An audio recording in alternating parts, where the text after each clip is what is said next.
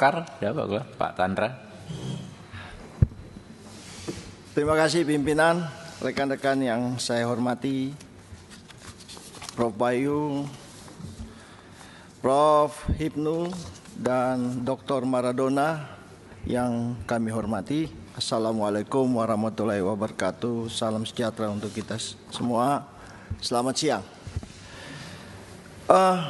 Saya ingin terus terang langsung pada persoalan ini. Prof. Hipnu sama Prof. Maradona, saya melihat ada dua hal yang penting. Satu, penegakan hukum, undang-undang, apapun yang ada di kita, seharusnya langsung bertumpu atau berlandaskan kepada Undang-Undang Dasar Negara Republik Indonesia. Di dalam Undang-Undang Dasar jelas menjamin kepemilikan. Itu dulu.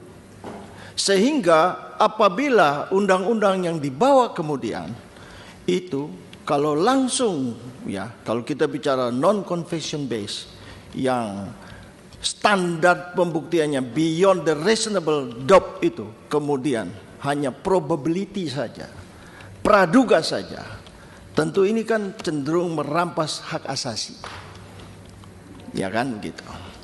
Yang kedua, saya melihat bahwa kita di dalam hukum itu kan ada prinsip hukum yang namanya contrarius actus, suatu tindakan yang berimbang.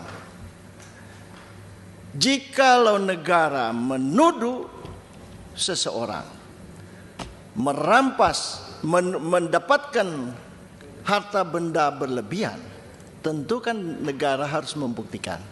Tetapi kemudian secara kebalikannya, ada yang namanya pembalikan beban pembuktian.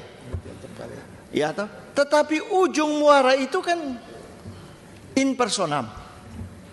Ini berbanding lurus dengan undang-undang kekuasaan kehakiman, Pak. Orang itu tidak dapat dinyatakan bersalah, ya kan? Kecuali atas kekuatan putusan pengadilan. Nah, di dalam praktek, Pak, di dalam praktek kita melihat terjadi berbagai macam penyalahgunaan kekuasaan, ya kan? Ya, orang dirampas, disita, putusan pengadilan sekalipun sudah dikembalikan kepada yang bersangkutan, masih tetap nggak dikembalikan. Maka di dalam KUHP yang baru sudah kita tegaskan, begitu selesai jangka waktu tertentu wajib dikembalikan.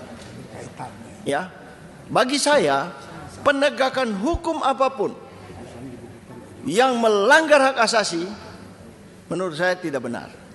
Itu dulu, Pak. Yang berikut saya melihat begini, kita gunakan kata perampasan. Kemudian ada yang namanya penyitaan. Dan yang ketiga menyatakan pemulihan.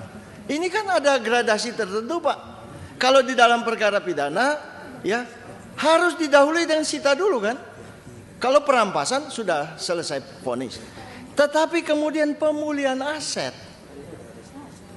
kita harus memberikan fungsi, memberikan definisi, memberikan batasan apa yang dimaksud dengan pemulihan aset.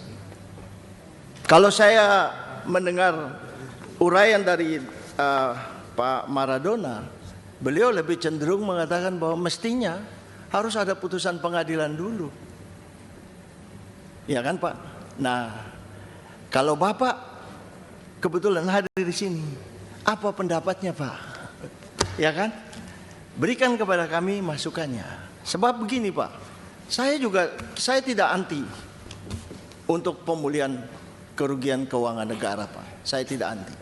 Saya mendukung negara untuk bagaimana memulihkan kerugian keuangan negara. Saya pernah menjadi anggota tim, Pak, untuk membahas kasus Garuda, Pak. Ya, orang Inggris, dia yang bersalah loh. Dia yang menyogok direktur utama kita. Begitu lembaga anti suap itu mengetahui, dia ngaku bersalah, Pak. Kembalikan uang nggak dihukum. Tetapi uang yang mestinya merupakan ya milik bangsa ini nggak kembali ke kita, Pak. Maka kita mestinya harus hati-hati. Direkturnya udah dihukum, kerugian negara yang menjadi hak bangsa kita tidak dikembalikan pada kita. Nah, disinilah Pak, kita mesti harus hati-hati. Jangan sampai kita nih hanya menjadi bangsa yang menjadi agennya orang lain aja. PBB mengatakan ya harus Anda punya ini undang-undang pemulihan aset, ya. Tapi kemudian di tengah jalan kita tidak bisa bekerja apa-apa. Tetap aja kalau terjadi perkara sogok menyogok, mereka yang nyogok pejabat kita, setelah ketahuan ngaku tidak dihukum, Pak. Uang juga nggak kembali ke kita, Pak. Garuda itu, Pak, berapa banyak yang nggak kembali ke kita. Saya rasa gitu masukannya. Terima kasih.